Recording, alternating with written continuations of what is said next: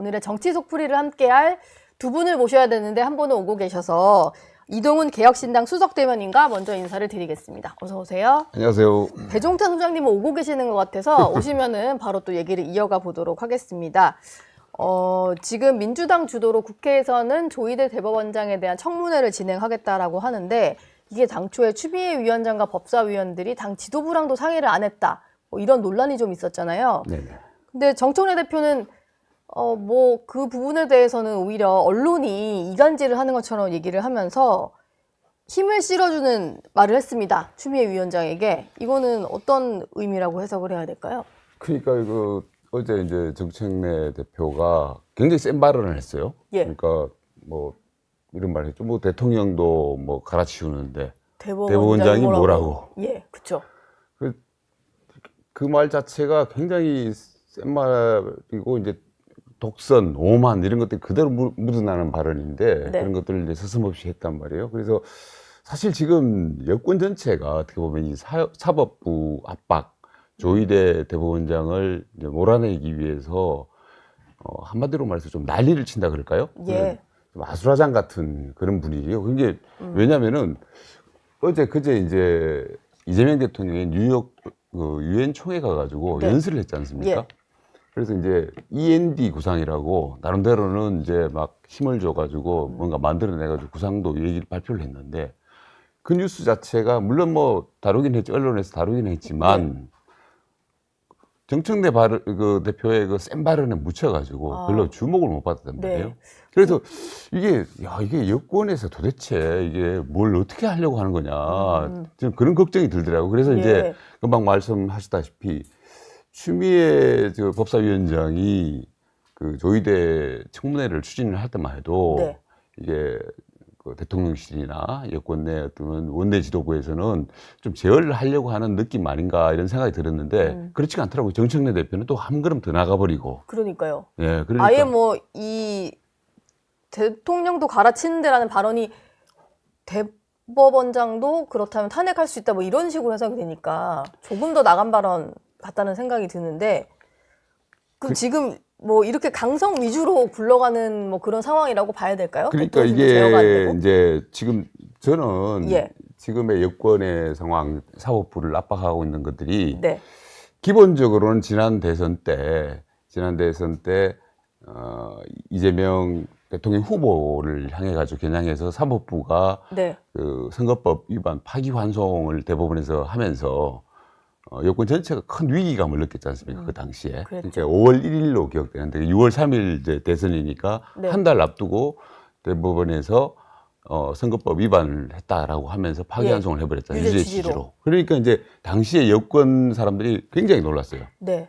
그래가지고 야 이거 큰일 났다라고 하고 막 그랬는데 그런 심리가 어느 정도 깔려 있습니다. 그러니까 대법원에 대한 그 조희대 대법원장에 대한 불신 같은 것들이 깔려 있고 예. 그런 와중에서 또 나름대로 뭐가 있냐면은 그 지금 내란 재판이 진행되고 있지 않습니까? 지기현 재판부. 네. 여기서 지기현 판사에 대한 불신감이 또 작용을 있죠. 하고 있고 예. 그 위에 또 뭐가 있냐면은 이재명 대통령이 5개의 원래 재판으로 기소가 돼 있는 상태에서 네. 재판을 받다가 재판이 중지가 돼 있는 상태지 않습니까? 그러니까 이런 것들은 이 정권 내에서 만약에 법원의 네. 판단에 따라서 네. 다시 재판에 들어갈 수도 있고 또 나중에 이재명 대통령 임기가 끝난 뒤에는 다시 재판이 다루어져 가지고 유죄나 뭐 이런 걸로 갈 수도 있는 문제이기 때문에 예. 이재명 대통령 입장에서는 굉장히 신경 쓰이는 부분이란 말이에요. 그러니까 이런 상황이고 이 두 가지가 있고 그 위에 또 뭐가 있냐면은 여권 지지층 전체가 예. 사법부를 뭔가 좀 자기들의 입맛대로 바꿔야 된다.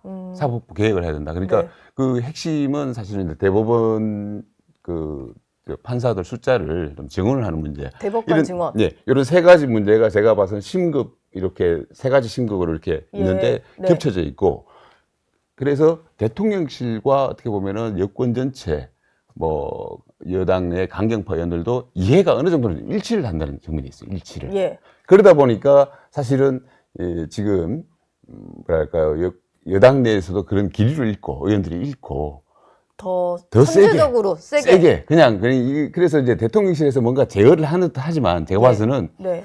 그 바닥에서는 교감을 하고 있다고 저는 봐요. 공감을 하고 있다고 봐요. 그러니까 어떤 식으로든 조희대 대법원장은 사퇴를 시킨 것이 맞다라고 저는 대통령실에서 그 생각합니다. 어찌 보면 약간 국합, 배드캅 역할 분담일 수도 있고 네네. 약간 이견처럼 보이는 거는 약속 대령 같은 걸 수도 있고 뭐 그런 거네요. 그러니까 초기 기억하시겠지만은 그 우리 그 100일 기자회견 때 예. 100일 기자회견에서 이재명 대통령이 그 말을 하지 않습니까? 그 내란재판부 전담재판부가 왜 위헌이냐? 그랬죠. 그러면서 이제 네.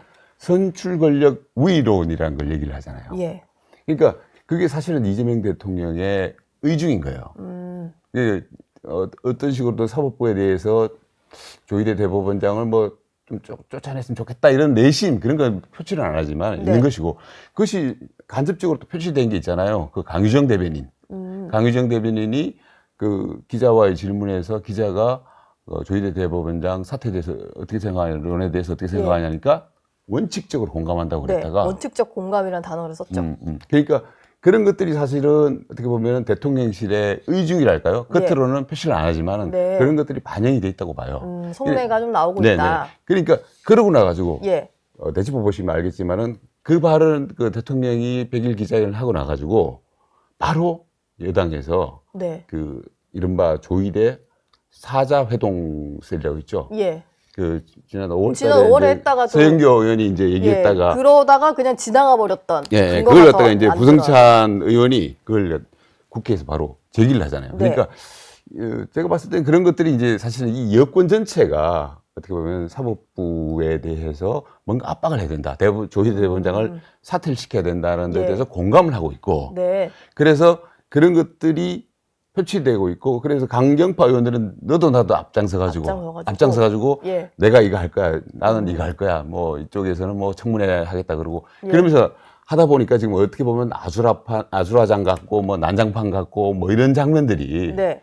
연출되고 있는 거 아닌가. 그래서 제가 봐서는 이 국면 자체가 예.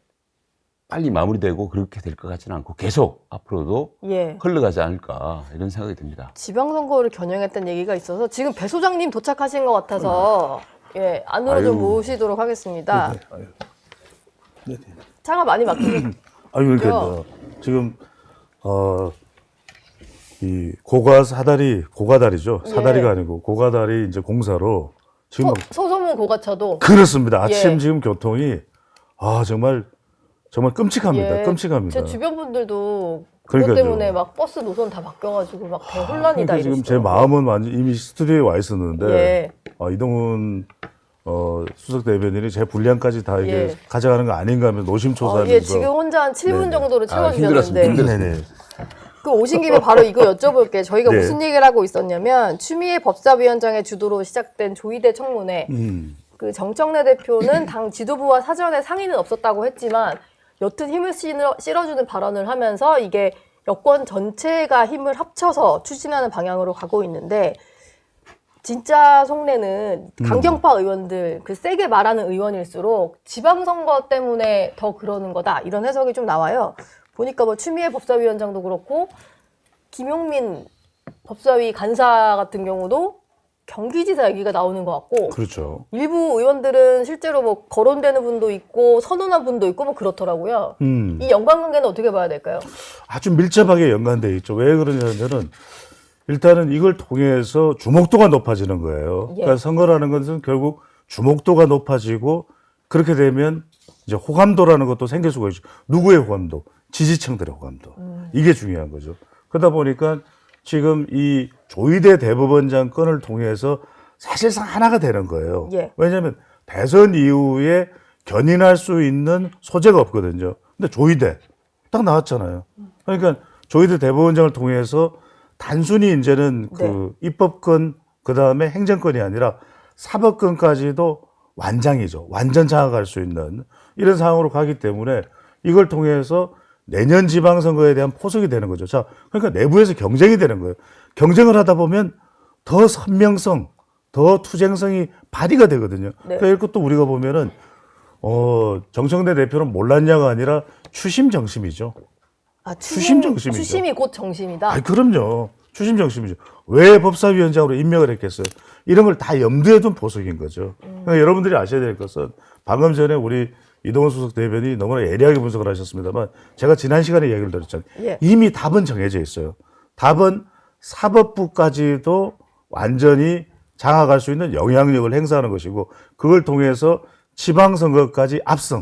그러니까 지방선거도 적어도 뭐 17개 세종시까지 포함하면 있잖아요. 그죠? 그걸 역대 유례를 찾을 수 없는 선거 결과를 만들어내겠다. 그러면 국민의힘은 보수는 무기력화되죠. 그럼 그 뒤에 우리가 생각할 수 있는 것은 개헌인 것이고 개헌을 통해서 좀 장기적으로 민주당이 집권을 해갈 수 있는 그런 완전히 발판을 만드는. 네. 그러니까 그걸 제대로 했어야 되는데 못했다고 판단하는 게 뭐냐면 8년 전인 거예요.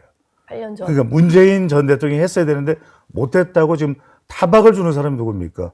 추미애 법사위원장이 타박을 줘요. 왜?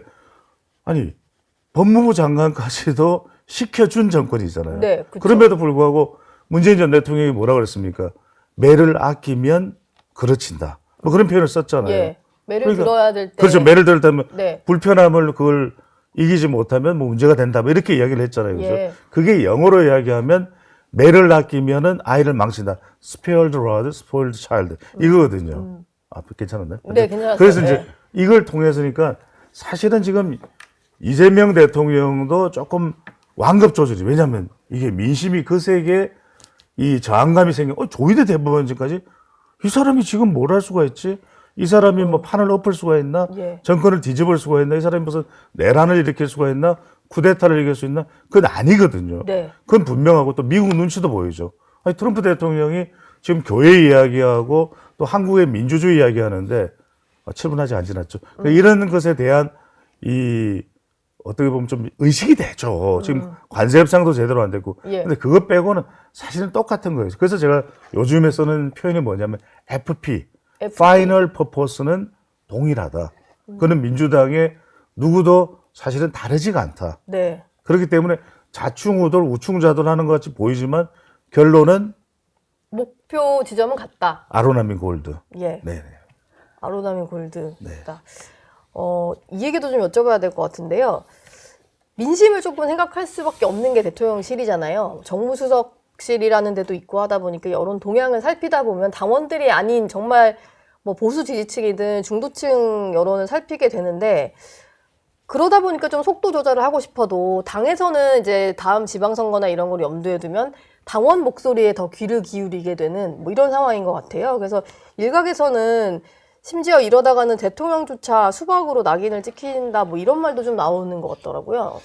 그러니까 이제 이게 지금 여권의 드라이브가 사법 드라이브가 압박 드라이브가 정교한 기획으로 움직이는 것 같지는 않아요. 예. 정교한 기획으로. 그러니까 뭐 대표적인 게 이제 아까 얘기한 이제 4인 회동설 같은 경우에 이걸 이제 무슨 재벌합시고 이렇게 들고 와가지고 국회에서 터뜨리고 하는데 네. 들여다보면은 사실 한꺼풀만 들여다봐도 이게 육하원칙에 하나도 맞는 게 없고 뭔가 제대로 나온 것도 없고 이런 걸 가지고 계속 주장을 하다가 지금 또 그걸 빌미로 해가지고 조의대 청문회를 하겠다고 지금 그러고 있잖아요. 예. 그러니까 뭐 먹긴 놈이 썩낸다고 가짜 뉴스 들이대가지고 실컷 울고먹고는 그걸 가지고 또 청문회를 하겠다고 그러고 있으니까 이게 이제 사람들이 이제 일반 아까 말씀하셨던 중도층들이 어떻게 받아들이냐의 문제거든요. 그 당원들이야 제가 우리 지난 대선 때 조희대 대법원장에 대한 뭐랄까요 굉장한 분노가 깔려 있기 때문에 뭐라도 압박을 하고 하는 것에 대해서 동의를 다 할 거예요. 예. 어떤 식으로 하는 거예요. 네. 그렇지만 당원들만 가지고 앞으로 이 국정을 운영할 수가 없고 드라이브를 끌고 갈 수가 없기 때문에 대통령실도 상당히 고민을 하고 있다고 저는 듣고 있어요. 그러니까 기본적으로는 사법개혁에 대해서 동의는 하지만 네. 지금 이런 식으로 끌고 가가지고 정청래 대표처럼 그렇게 강성 발언 쏟아내고 대통령이 유엔 총회 가가지고 한샷 잡았는데 EMD 뭐 구상 밝혔는데 신문에 말이에요 다 이렇게 예. 정청래 대표가 또 덮어버리니까 그런 부분에 대해서 대통령실에서는 굉장히 곤혹스러워하고 뭔가 정청래 대표에 대해서 조금 컨트롤을 해야 되는 거 아니냐 이런 말들도 나오고 있다라고는 예. 알고 있어요. 그런데 사실 정청래 대표 입장에서는 당원들만 보고 일단 가서 드라이브를 걸어가지고 내년 지방선거 일단 승리하고 그래서 당대표 다시 정식 당대표 취임해서 네. 이현 대표가 돼가지고 총선 공천권을 행사하는 게 목표이기 때문에 정청래 대표는 또 대통령실과는 다른 어떤 네. 입장에서 자기만의 드라이브를 끌고 가는 것이죠. 짧게만 제가 보태면 뭐냐면 네.